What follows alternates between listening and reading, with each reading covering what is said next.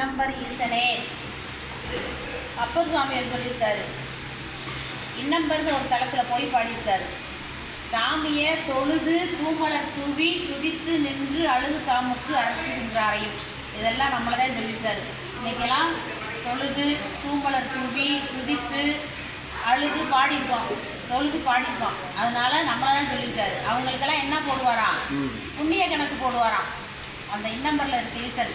நம்மளாம் என்ன சொல்லிக்கிட்டு இருக்கோம்னா, இவர் எழுதுவார் சித்திரபுத்திரன், அதெல்லாம் கிடையாது. ஈசன் தான் எழுதுறாரு. பாவ புண்ணிய கணக்குகளை எழுதுறது யாரு? இன்னம்பரில் இருக்க ஈசன். அதான் சொல்கிறாரு. அது மட்டும் சொல்லலை, பொழுதுபோக்கி புறக்கணிப்பாரையும். வெட்டியாக பொழுதை போக்கிட்டு சாமியை பற்றியே நினைக்காம இருப்பாங்க, அவங்களையும் எழுதுவாராம் கணக்கில். இப்போ நமக்கெல்லாம் இன்றைக்கி புண்ணிய கணக்கில் எழுதுவார். புண்ணிய நாள் இந்த நாள். அதனால் மிகப்பெரிய புண்ணிய நாளை நமக்கு இந்த அம்மா சௌடம்மானால நம்ம இந்த குடும்பத்தாருனால இன்னைக்கு நமக்கு பெரிய வாய்ப்பு. ஏன்னா நமக்கு சாமி புண்ணிய கணக்கு எழுத போகிறார். அப்புறம் நம்ம இந்த குடும்பத்தில் பாடுறோம், புரோதல் வைக்கிறோம்னா அந்த குடும்பத்தார் என்ன நினைக்கிறாங்களோ அது உடனே நிறைவேறணும். அப்படி நம்ம அடியார்கள் எல்லாம் சேர்ந்து ஒரு விண்ணப்பத்தை எப்போயுமே மனதுக்குள்ளே எந்த வீட்டுக்கு போனாலும் அவங்க என்ன நோக்கத்துக்கு வைக்கிறாங்களோ அந்த நோக்கம் நமக்கு நிறைவேறணும் அப்படின்னு வைப்போம். அம்மா அவங்க அவங்க பொண்ணுக்கு திருமணம் ஆகணும் அப்படின்னு சொல்லியிருக்காங்க. நம்ம அடுத்த முற்றோதல் வைக்கக்குள்ள அவங்களுக்கு திருமணம் ஆகியிருக்கணும். எல்லா அடியார்களும் சேர்ந்து அந்த விண்ணப்பத்தை வைத்தரணும். ஏன்னா நம்ம அருளாளர்கள்லாம் அப்படி தான் இருந்திருக்காங்க. ஒரு சம்பவம், திருமருகல்னு ஒரு இடம், பாடல் பெற்ற தலங்களில் ஒன்று. பக்கத்தில் செங்காட்டங்குடி. எந்த ஊர்னா நம்ம சிறுத்தொண்ட நாயனாரோட ஊர். அந்த செங்காட்டங்குடிக்கு போயிட்டு நம்ம திருஞான சம்பந்தர் செங்காட்டங்குடி பெருமானை வழிபட்டுட்டு அப்படியே வர்றாரு. எங்கே வர்றாரு? திருமருகலுக்கு வர்றாரு. திருமருகலுக்கு வரும்போது எந்த பொழுதுனா அதிகாலை பொழுது, காலையில் வர்றாரு. எப்போவுமே கோயிலுக்கு போனால் அதிகாலையில் போகணும். அப்படி அதிகாலை பொழுது அடியார் கூட்டத்தோடு வர்றாரு திருஞான சம்பந்தர். அப்படி வரும்போது ஓன்னு அழுக்குரல் கேட்குது. அப்போ என்ன பண்ணுவாங்க அருளாளர்கள்லாம்? உடனே சாமியை வழிபட மாட்டாங்க. யாருக்கு என்ன குறையோ அதை முதல்ல பார்த்து சரி பண்ணணும். அதுதான் அவங்களோட நோக்கம். அதுக்கப்புறம் தான் வழிபாடு. சமயப்பணி மட்டும் இல்லை, அவங்க சமுதாய பணியும் செய்தவங்க தான் நம்ம அருளாளர்கள்லாம். அந்த அழுகிற குரல் கேட்டோன்னே போய் பார்க்குறாரு. அங்கே ஒரு ஆடவன் இறந்து கிடைக்கா, ஒரு பெண் உட்காந்து அழுதுட்டு இருக்கான். இப்போ என்னன்னு கேட்டோடனே அந்த பையன் என்னோட மாமா மகன், எங்கள் அப்பா அவனுக்கு திருமணம் பண்ணி கொடுக்குறேன்னு கொடுக்கல, அதனால நாங்கள் 2 பேரும் போய் திருமணம் பண்ணிக்கலான்னு சொல்லி வந்தோம். வந்த இடத்துல தங்கி இருந்தோம் திருமருகலில். காலையில் இருந்து நட திறக்கவும் திருமணம் பண்ணலான்னு இருந்தோம்.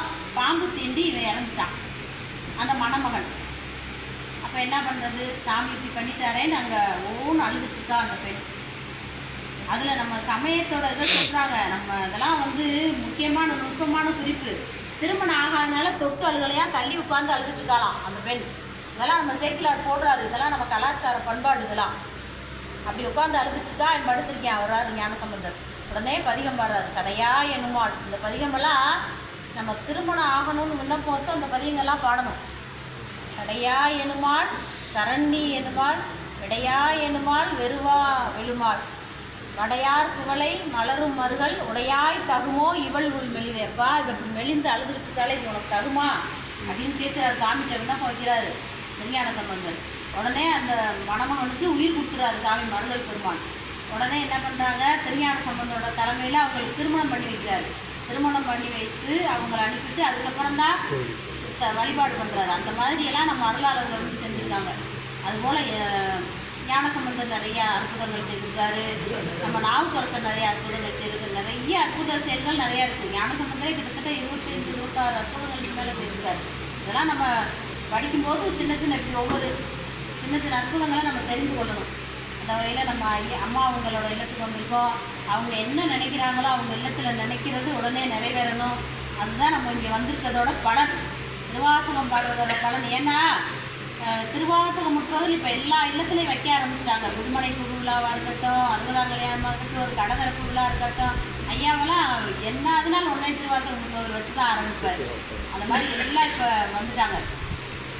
அந்த மாணிக்க வாசகர் எதுவுமே கேட்காவிட்டாலும் அந்த பதிகத்தை பாடுனா நடந்திருக்கு. அதனால தான் அடியார் குடும்பக்கெல்லாம் முற்றோதலோடு தான் எந்த நிகழ்வும் செய்கிறாங்க. இந்த வகையில் இன்றைக்கி நம்ம இந்த குடும்பத்துக்கு வந்திருக்கோம்.